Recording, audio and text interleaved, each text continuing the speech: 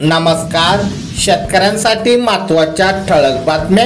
केळी पिकावर करपा रोगाचा प्रादुर्भाव, एकर कमी FRP प्रश्नी शेतकऱ्यांची फसवणूक थांबवावी.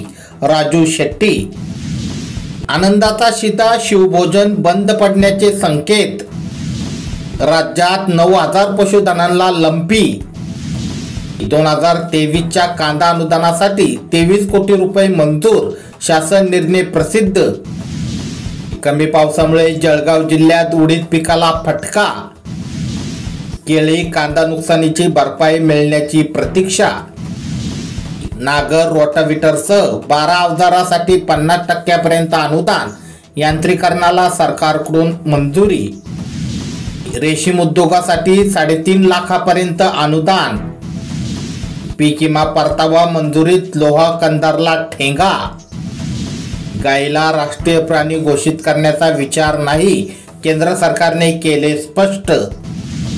सोलापूर जिल्ह्यात लंपीबाधित पशुधनाची संख्या 2,000वर. आयल्यानगरला मक्याचे क्षेत्र 13,000 हेक्टरने वाढले. केळीच्या अवकेत किंचित वाढ, कमाल दर 2,000 रुपयापर्यंत स्थिर. विमा भरपाईचे 415 कोटी आठवड्याभरात मिळणार. शेततळासाठी 2 लाखापर्यंत मिळणार अनुदान, शेतकऱ्यांसाठी सरकारची योजना. विश्रांतीनंतर विदर्भात पुन्हा पावसाची उसंत, पुढील 2 दिवस धुव्वाधार पाऊस.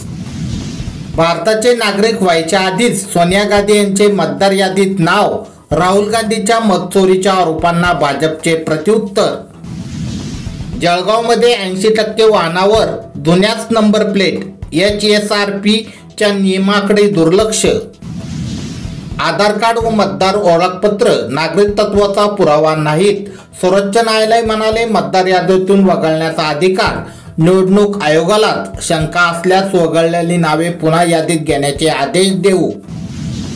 पोलिसांची 15,631 पदे भरणार, वयोमर्यादा ओलांडलेल्यांनाही संधी. लेखी परीक्षेसाठी AMR प्रणालीचा वापर करणार.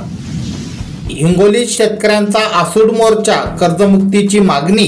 सक्तीचे पीक कर्ज वसुली तातडीने थांबवावी, जिल्हाधिकाऱ्यांना निवेदन. अशाच प्रकारच्या शेतीविषयक बातम्या दररोज तुमच्या मोबाईलवर बघण्यासाठी आपले चॅनल नक्की सबस्क्राईब करा. धन्यवाद.